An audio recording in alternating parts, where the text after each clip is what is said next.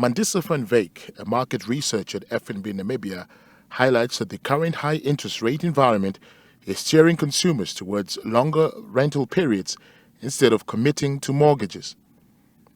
Van Wyk also noted that government's efforts to address the nation's housing needs are necessary, but warned that their effects will take time. The price of mortgages or the borrowing costs are quite high to be able to commit, and therefore consumers would rather rent, and then also the arrival of expats into the country for oil and gas exploration activities is also driving up the demand for housing, for rental properties. Meanwhile, one of the campaigners, affirmative repositioning movement's Job Ampanda, says there are inconsistencies in regulating essential services such as rent. He noted that many individuals often do not qualify for assistance from organizations like the Shack Dwellers Federation or commercial banks. Receptionists may not necessarily qualify under the Shack Dwellers Federation and all these things, but they may also not qualify to the commercial banks. The purpose of NAG was actually to be able to harmonize those.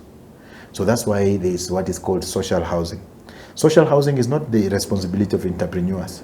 PDM Member of Parliament Maximilian Kashimune said rent prices have skyrocketed and questions why the idea of a rent control board has not yet been presented to Parliament. Many members of Parliament, particularly in the executive, are themselves landlords.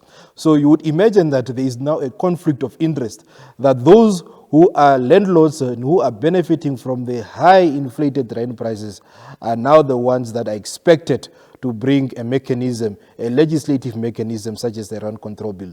Legal expert Emmanuel Thomas explained that currently there is only the Rents Ordinance of 1977 supplemented by the common law. Common law are basically all the unwritten laws that are created as a consequence of